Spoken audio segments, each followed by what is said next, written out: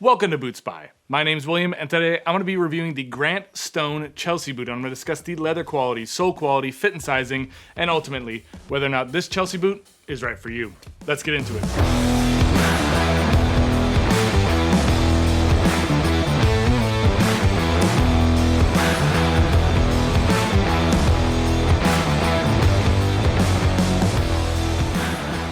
Guys, thank you so much for joining me. As I said, today I'm reviewing the Grant Stone Chelsea boot. So this is actually my third experience with Grant Stone. The first boot that I got from them was the brass boot that is like a winter mock toe with a heavy lug sole.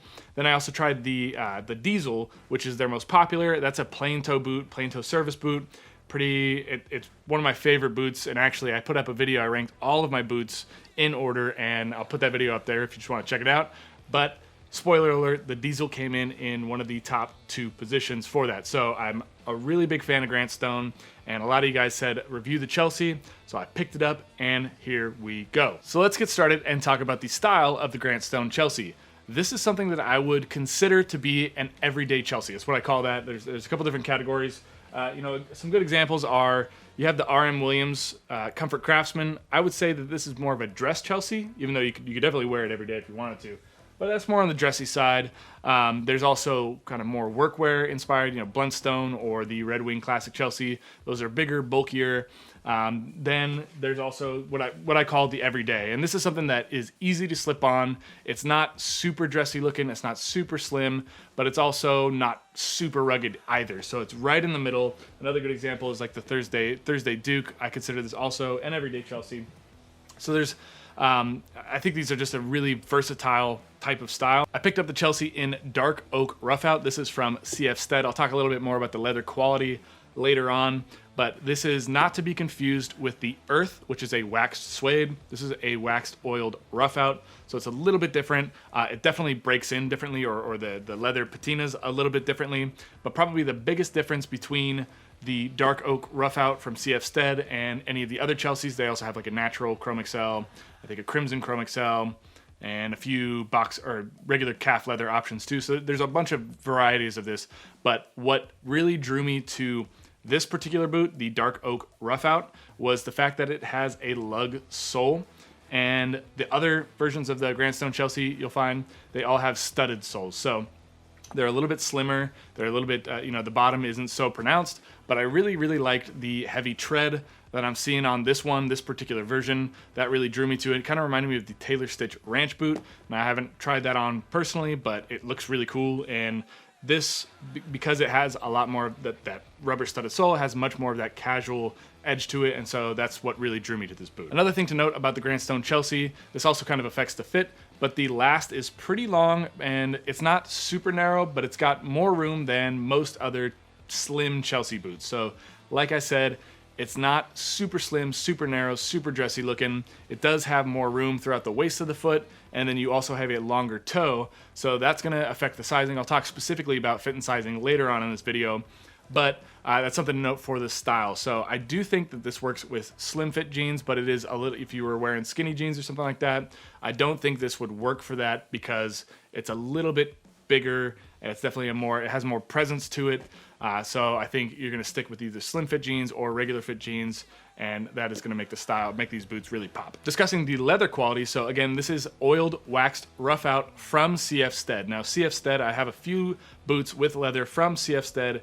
It's an amazing tannery. These leathers are phenomenal. This is my first experience with a roughout or an oiled roughout type, kind of this like suede-like texture.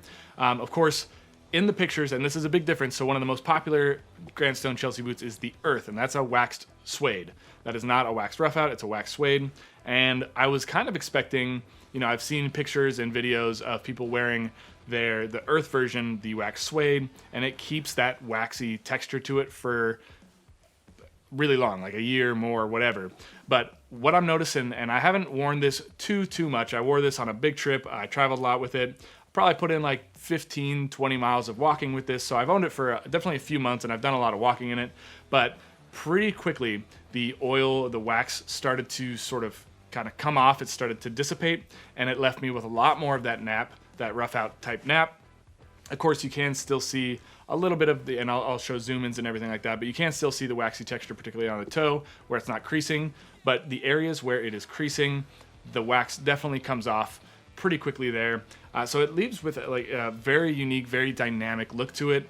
And the leather is really rich, and it is just looks fantastic. Now this boot is fully leather lined all the way through the toe. This is vegetable tan leather, and it is from the USA. So Grant Stone, they source their lining leather from the USA. I think it's from like Wisconsin, or yeah, I think it's from Wisconsin. Don't quote me on that. But it is from the USA for sure, and it is vegetable tan, so it's very soft and makes for a super durable boot. The leather on this boot is quite thick, so when I measured it out, the lining's about 1 millimeter, and then the upper for this Chelsea boot is anywhere between 1.8 and 2 millimeters thick, so you get like a 3 millimeter boot. I'm gonna say it's probably more like 2.8 millimeters thick, which is thick enough. That's all you need for a Chelsea boot, unless you're gonna be doing some like heavy duty work in it, which I wouldn't. This is a very stylish boot, looks great. So I wouldn't work in this. I would definitely just keep it for style. I think most of you guys would do the same. So 2.8 millimeters thickness that's all you need. And that offers a great balance between flexibility and longevity. Moving on to the sole quality. So this does feature a 360-degree Goodyear welt. The outsole for this version is the rubber lug outsole. So it's got a super thick top lift right here, and then it has the inset rubber lugs. So you can't really see these rubber lugs from the outside of the boot when you're looking just like at the profile, but it does add some height to it. And I really like the inset rubber lugs. I think that looks super cool. It doesn't add a ton of bulk to the boot, but it still has some of that ruggedness to it. So I really like that aspect. The rubber here, it's a Grant Stone sole, so it's not like Vibram or any special brand, but it's really high quality.